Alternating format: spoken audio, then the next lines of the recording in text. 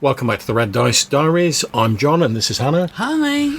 And all this month we're going to be looking at the various prompts for RPGaDay 2025. So let's get into it.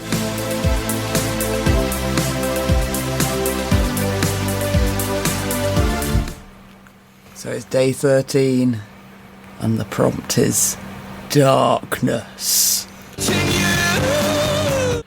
Indeed, and much as I'm tempted to waffle on about the halcyon days of the 90s and the world of darkness and all of that sort of stuff, I think I'll resist because I've probably waffled on far too much about that on the podcast on previous episodes.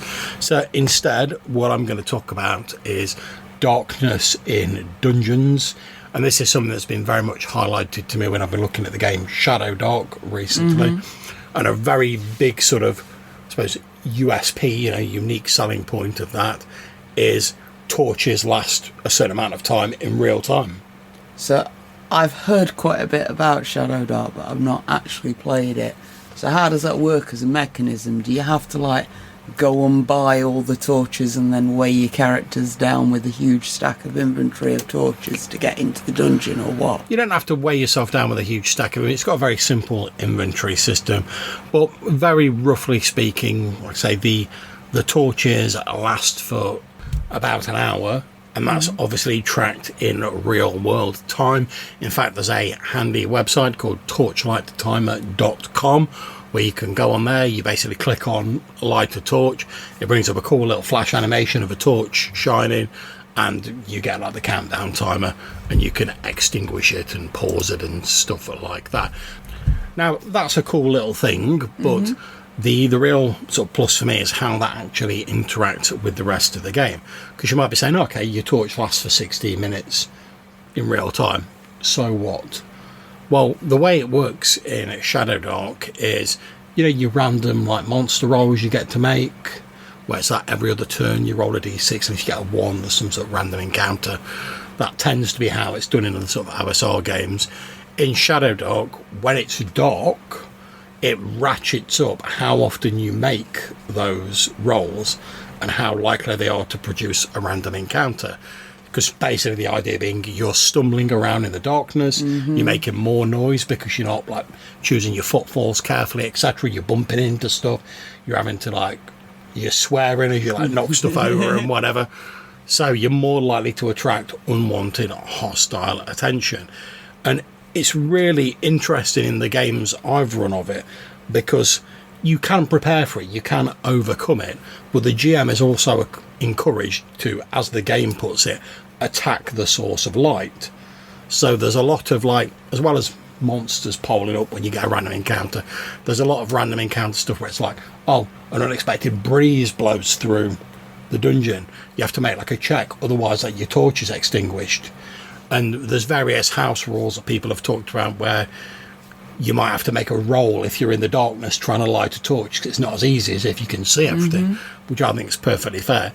So in a way, quite appropriately for a game called Shadowdark, the darkness almost becomes a secondary enemy to your players, rather than just a cool sort of electro rock band singing about believing in a thing called love.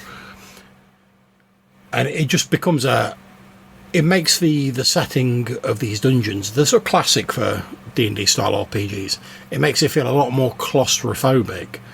And there's a sort of certain amount of panic that rises up, especially if you can see the timer, you make it available to the players, as they can see the timer clicking down. And at the start, you'll pole into a dungeon, let's say it's a fairly big dungeon, you'll pole into the dungeon, you'll be psh, got torches for days, ain't bothered about that. But then after a few of them have been destroyed, or have been lost along the way, or have burnt out, and you find yourself looking at that timer, and it's clicking down, and you're oh shit, we really need to get somewhere where there's actual light so we can see to light another torch, or we need to get out of the dungeon and get back to our base, because as soon as the darkness envelops us, which is what this torchlight timer says when the torch goes out, suddenly we're going to be in a lot more danger from hostile encounters.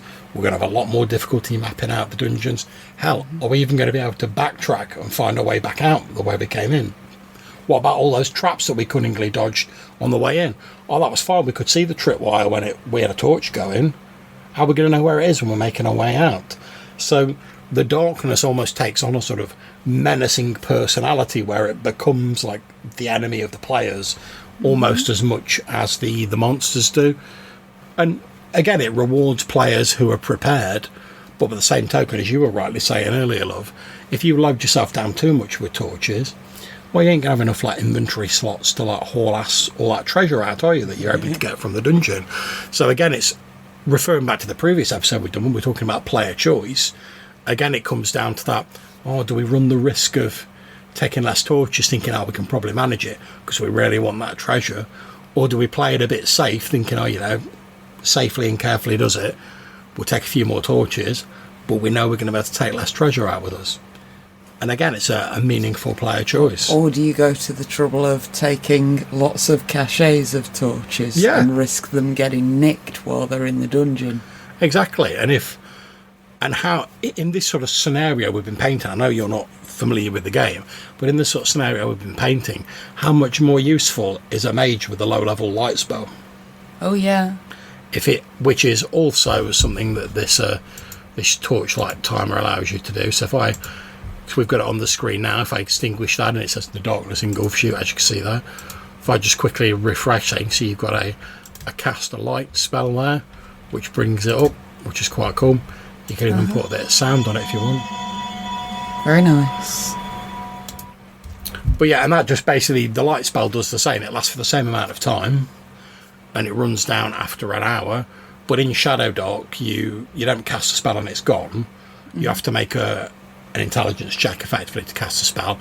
If you fail by default, not only have you failed to cast the spell, but it's gone. You can't do it again until a long rest. If you succeed, though, you can keep casting it.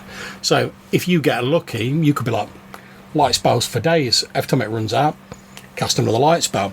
But if you're not taking any torches to back you up, and you fail that roll, suddenly you're like, I cast a light spell, and nothing happens, and you're in this dungeon in the dark with the poo-covered ogres closing in on you. And then where are you at? So, what about bioluminescence?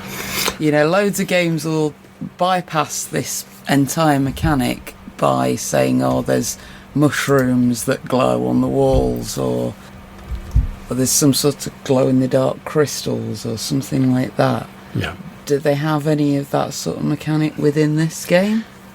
Not as such, and while you're not strictly barred from doing it as a GM, you are encouraged to be sparing with the other sources of light, because it's, as I say, it's supposed to be one of the big challenges for the player character party.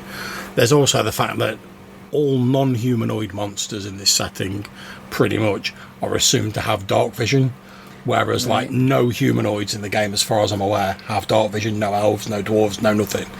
So the idea is very much that you're going into the monster's turf and they have the home field advantage, for want of a better depiction, and only by you being prepared and taking in your torches, your provisions and stuff like that, can you sort of meet them on an equal footing, because once that torch goes out, you're on their turf and you're at a big disadvantage. Cool. So that's it from me and Hannah for this RPGaDay 2025 episode. Bye. Hopefully you'll join us in the next one, and until we see you again, take care, stay safe, and whenever you're playing, have fun.